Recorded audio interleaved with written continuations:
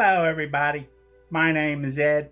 I'm in my armchair, and the smoking lamp is lit.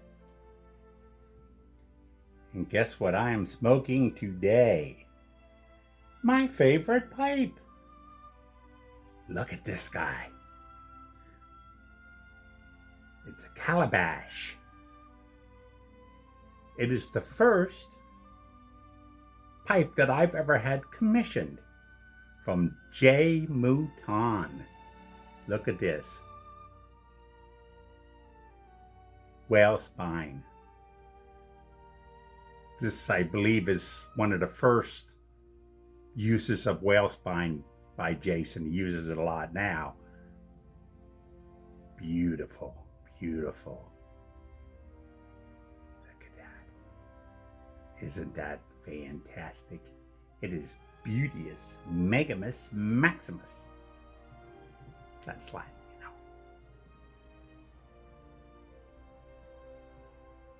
know. Oh, yeah. And since it was my first commission,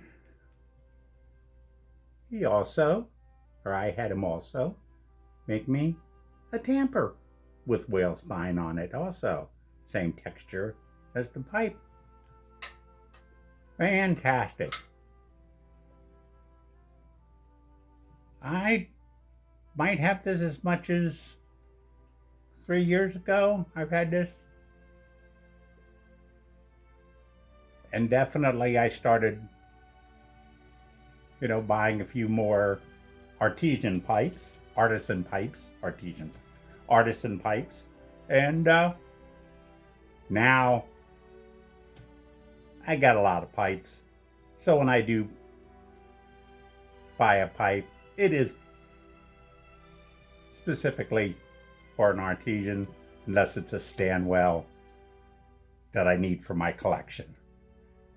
Lately, I've been thinking, and I know afterwards I have to take some aspirin and a nap. Thinking is a brain drain for me.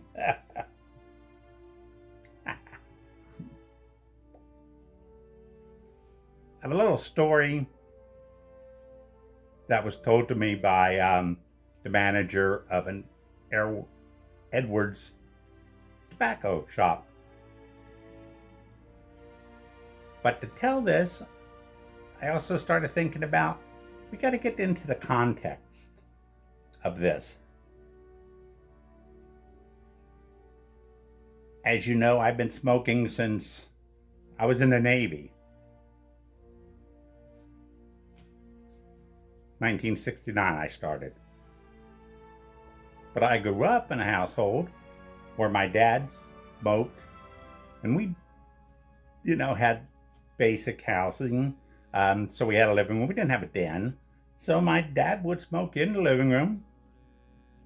Me and my sisters might be playing on the floor, hanging out, watching television. And he'd be smoking. That was what we did. His father smoked a pipe all the time. My mom's father smoked pipe, cigars a fair amount. All smoked inside. I mean, that was in the days kind of when that's just what you did. Smoked in the car. At the very beginning, I'm not even sure if the airlines had a smoking section. Restaurants didn't have smoking sessions, or most of them didn't. Eventually, you started having smoking sessions and not. Remember the airlines, the back of the plane would be for the smokers. But, so that was just kind of starting. But mainly, I guess things were that it just, you smoked inside. Oh, sure, people might go out on their porches, and stuff. But it was just kind of the things to do. So, anywho, obviously, a lot of changes since then. I also remember when my dad, again, he liked to smoke a lot of cigars, along with having his pipes. And he used to travel a lot. And when he was done work, went back to his hotel, had something to eat, he loved to get the newspaper, local newspaper or whatever, and sit in the lobby of the hotel, smoke a cigar. I mean, can you imagine doing that today? Yeah, you wouldn't be allowed to, but still really different times. So anyway, definitely different times. We were just starting to get into the restrictions on smoking and the change of attitudes on smoking.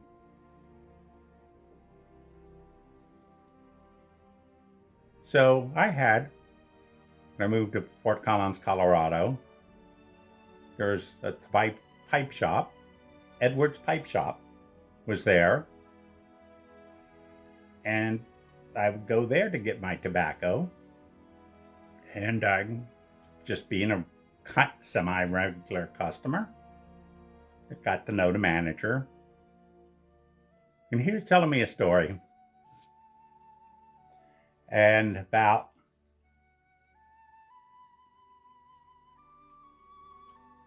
a customer that he had that was a regular customer of his come in the shop, pretty much bought the same tobaccos. So he's always got the same thing.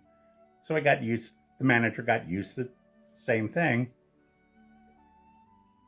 And every once in a while, he would pick up a particular tobacco, and I hate to say it, I do not know what that was. He may have told me, but I really don't remember.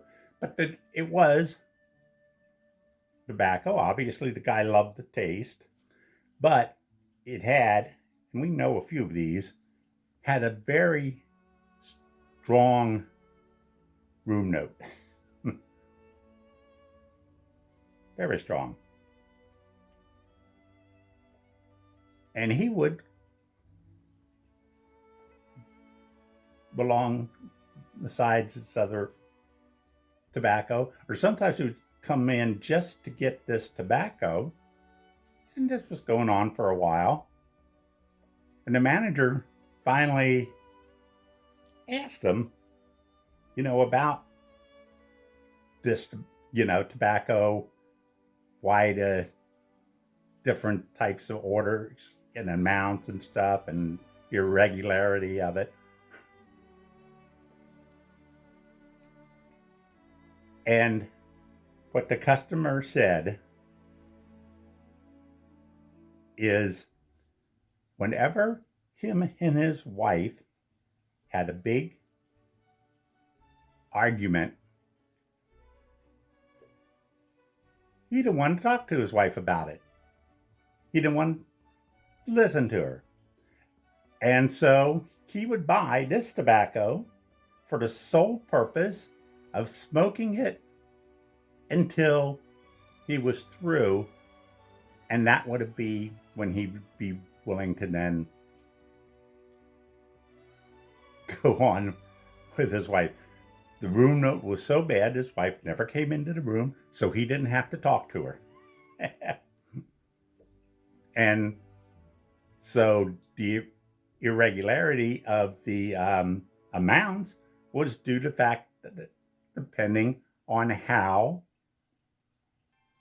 big the argument was, and that meant how long he kind of needed to not talk to her. Can you imagine that today? using tobacco to have your wife move away from you. She'd kick you out of the house now. Just thought I'd pass that story on. Well, this video wouldn't be complete if we didn't have another puppy story. This is when my parents moved to California. My brothers were still kind of young, living with them. I wasn't there at the time. But because we had another move, my parents decided we'll get another puppy for the kids. Now my dad's 6'4",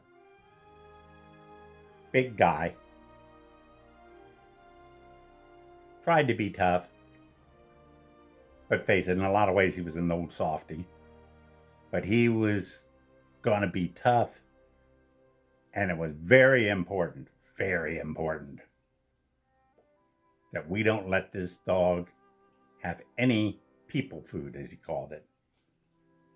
The dog was not going to be allowed to have people food.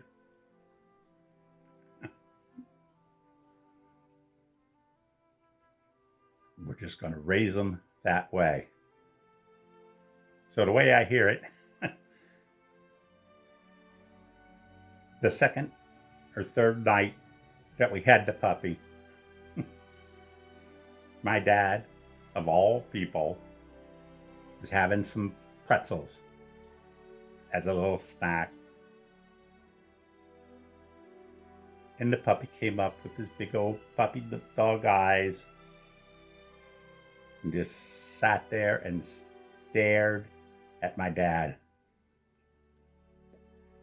And my dad gave him a pretzel. So it lasted like 2 or 3 days. And that dog, just like any other dog that we've had, would be hanging around anybody that's having snacks in the evening, under the table while we were eating. I guess he tried hard, but he said he couldn't resist. Anyway, that's all for now. Hope you enjoyed this.